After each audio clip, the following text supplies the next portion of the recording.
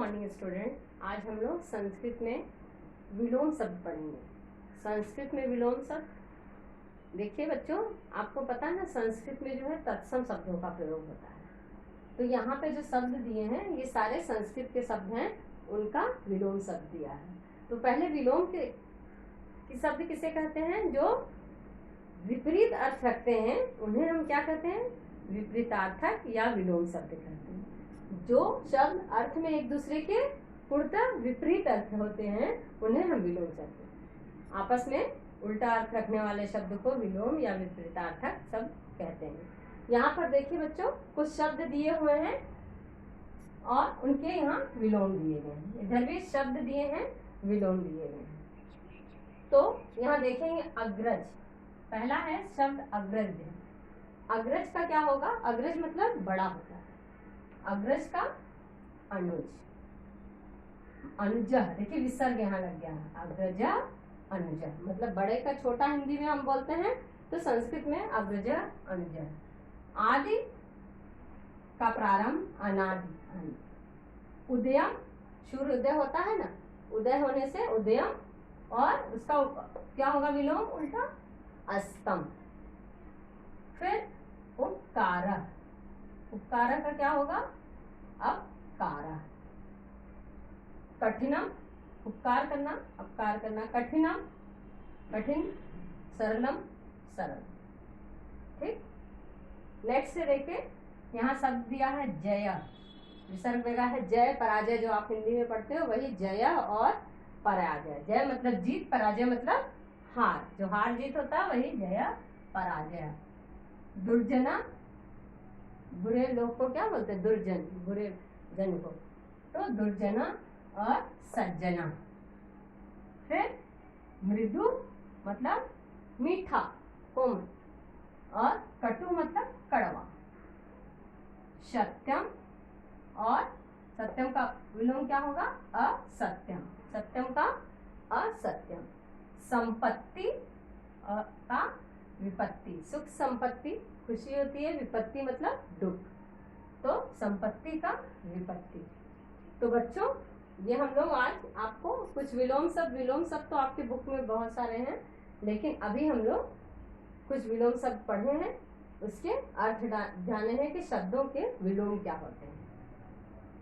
तो अब इसके बाद हम लोग नेक्स्ट पढ़ेंगे पर्यायवाची शब्द। तो बच्चों देखिए, पर्यायवाचक शब्द, पर्यायवाची शब्द किसे कहते हैं? संस्कृत में पर्यायवाची शब्द तो किसी शब्द के समान अर्थ प्रकट करने वाले शब्दों को पर्यायवाची। समान अर्थ क्या है? शब्द जो है उसके पर्यायवाची का भी वही अर्थ होगा जो शब्द का अर्थ। ठीक है। विलोम का क्या था? उल्टा अर्थ था, लेकिन पर्यायवाची शब्द जो होते हैं वो समान अर्थ रखने वाले शब्दों को हम पर्यायवाची शब्द कहते हैं। ठीक है। तो शब्द है और इसका ये पर्यायवाची है। तो इसका देखिए, शब्द का पर्यायवाची क्या होगा? पहला है कमलम, कमल। कमल को क्या क्या और बोलते हैं? पंकजम, सरसिजम, अंबुजम और सरसिजम। सरसिजम,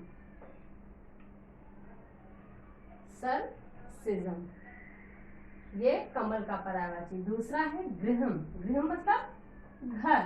घर का क्या पर्यायवाची होगा? देखिए, आप हिंदी में सदन बोलते हैं, लेकिन ये संस्कृत में क्या हो जाएगा? तत्सम में सदनम। और हिंदी में भवन बोलते हैं तो संस्कृत में क्या हो जाएगा? भवनम। और निकेतन भी हिंदी में बोलते हैं, संस्कृत में हो जाएगा निकेतनम। ठीक। नेक्स्ट है जलम। जलम मतलब जल। जल का पर्यायवाची वारी, वारी। नीरम, नीर बोलते हैं ना, नीरम हो गया यहाँ पे। देखिए, अम्बु। अगर आपको हिंदी के पर्यायवाची शब्द आते हैं तो लर्न करना कोई मुश्किल नहीं होगा। वारी, नीरम, अम्बु। नेक्स्ट शब्द है पृथ्वी। पृथ्वी, पृथ्वी का भू, फिर धरा, फिर क्या है वसुंधरा, फिर भू, धरा और वसुंधरा, ये पृथ्वी का पर्यायवाची है। नेक्स्ट है समुद्र। समुद्र का क्या है? समुद्र देखिए, सागरः जलधि उदधि, सागरः जलधि उदधि, ये क्या है? सागरः जलधि उदधि, ये समुद्र का पर्यायवाची है। तो देखिए, कमलम, कमलम मतलब कमल का फूल, पंकजम, अंबुजम, सरसिजम। नेक्स्ट है गृहम, सदनम, भवनम और निकेतनम। नेक्स्ट फिर घर को क्या क्या बोलते हैं ये बताया, सदन बोलते हैं हिंदी में, तो सदनम, भवनम और निकेतनम संस्कृत में। जलम का वार, नीरम, अम्बु। पृथ्वी का भू, धरा, वसुंधरा। समुद्र का सागरा, जलद और उदर। तो देखिए 1 2 3 4 5 ये पर्यायवाची है, 5 मैं और लिख रही हूँ, देखेंगे मैं कैसे पढ़ रही हूँ, इसका उच्चारण भी साथ में देखेंगे कैसे हो रहा है।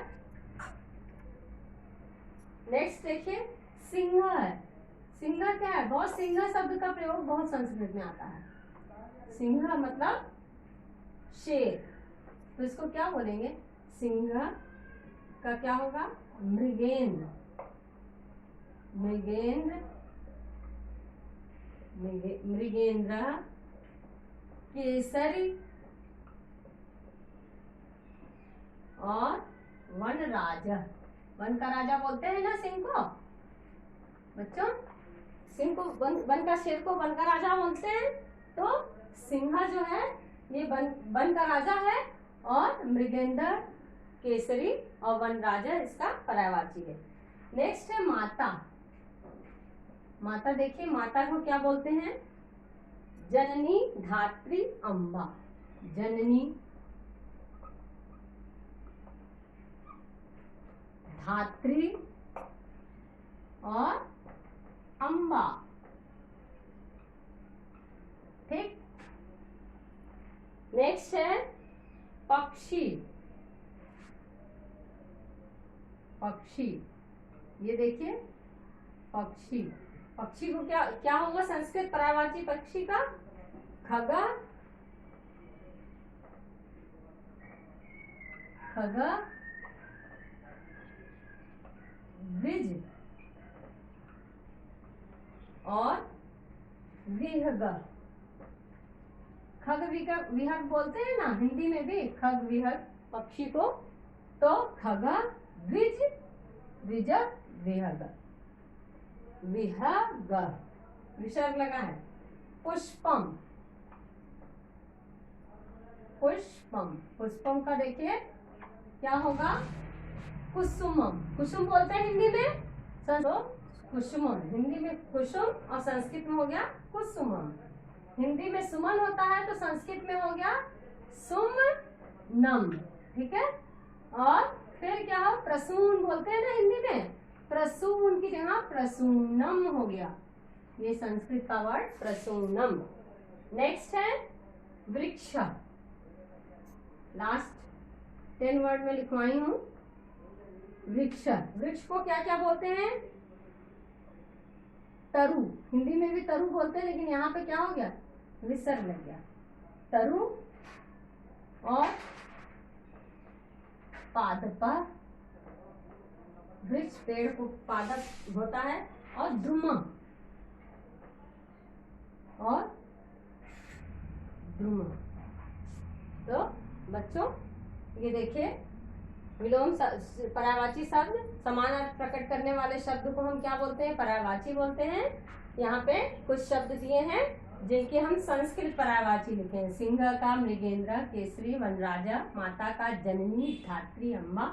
पक्षिका, खगः, द्विजः, ऋगः, पुष्पम, कुसुमम, सुमनम, प्रसूनम, वृक्षः, तरु, पादपः, द्रुमः। तो बच्चों याद रखिएगा कि जैसे यहाँ पे दिया हुआ है, लिखा हुआ है, मैं बता रही हूँ ना कि संस्कृत में कुसुम होता है, कुसुमम हो गया, सुमन होता है, सुमनम हो गया, तो ऐसे लर्न करने में आपको इजी रहेगा।